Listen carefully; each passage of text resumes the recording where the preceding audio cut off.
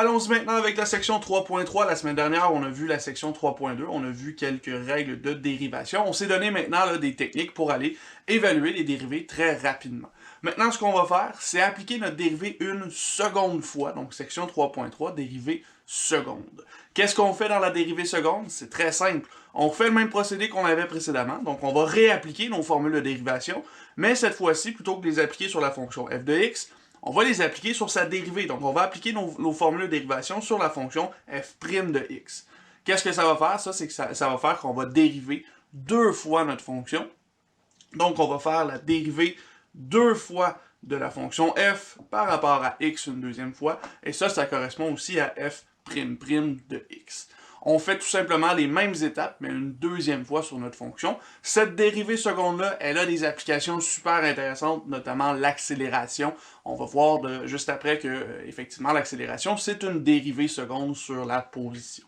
Avant de faire ça, on se donne des exemples. On va commencer par aller chercher des dérivées secondes sur certaines fonctions de y. Donc ici, en A, on a notamment x exposant 5 moins 5x à la 3 plus x plus 12 moins x au carré. Moins 1 sur x au carré, pardon. Et à ce moment-ci, on va devoir trouver sa deuxième dérivée. Donc pour faire ça, il va falloir trouver la première. On va aller chercher dérivée de y par rapport à x. Donc dans ce cas-ci, je vais travailler avec chacun des termes individuellement.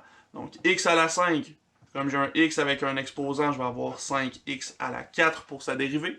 5x à la 3, je vais envoyer mon 3 à l'avant. 3 fois 5, ça va me donner 15, il va me rester x au carré. La dérivée de x, c'est 1.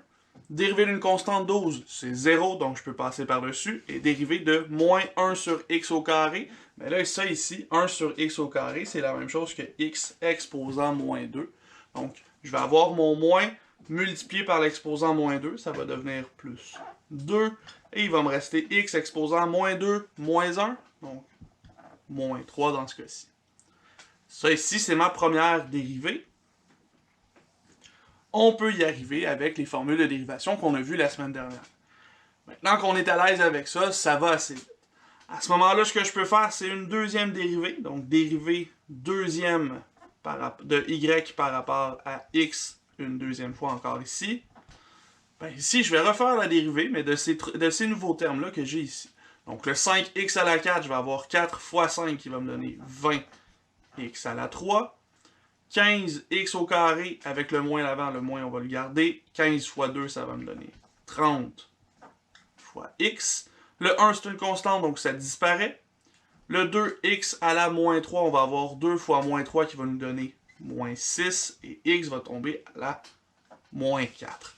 Donc ça ici, cette expression-ci, ça se trouve à être la dérivée de ce qu'on avait juste au-dessus, qui était la dérivée de y. Donc, le dernier encadré ici, c'est la dérivée seconde de mon expression initiale.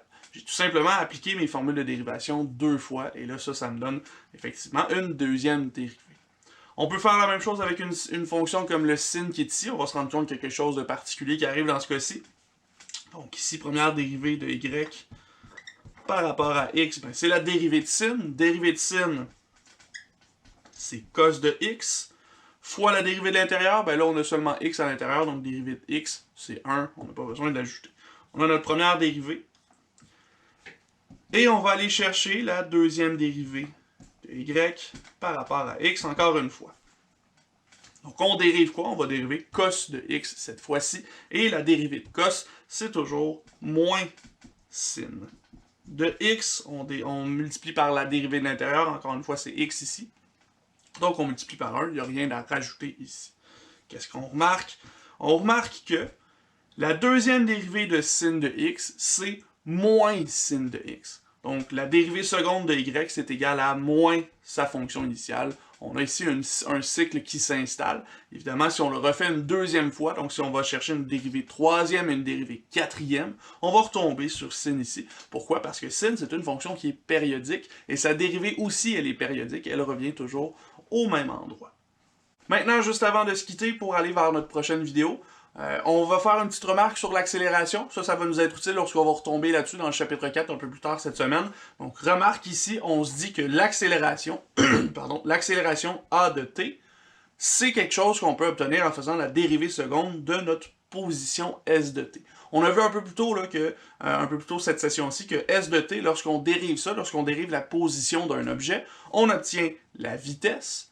Donc, on obtient la variation d'une position, c'est une vitesse, mais la variation de notre vitesse, donc S'' de t, ce sera égal à l'accélération. Si on va voir comment est-ce que la vitesse varie, on va trouver ce qu'on appelle l'accélération, et ça a du sens, hein, parce que comment est-ce que notre vitesse augmente? Ben, ça nous donne l'accélération, et c'est de là que vient le S'' de t est égal à A de t.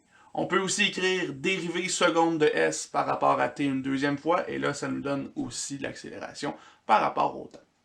Ceci étant dit, ça fait le tour de la dérivée seconde, il n'y a vraiment pas grand-chose à se dire là-dessus, c'est une toute petite section, mais ça nous permet d'aller travailler un petit peu plus loin lorsqu'on va être dans le chapitre 4. Et avant de se rendre jusqu'au chapitre 4, il nous reste une autre petite chose à aller voir, donc on se retrouve dans une prochaine vidéo avec la section 3.4 où on va parler de la dérivation implicite. Donc, qu'est-ce qui se passe si on a des y puis des x des deux côtés de l'équation? Qu'est-ce qui se passe quand on veut chercher la dérivée à ce moment-là?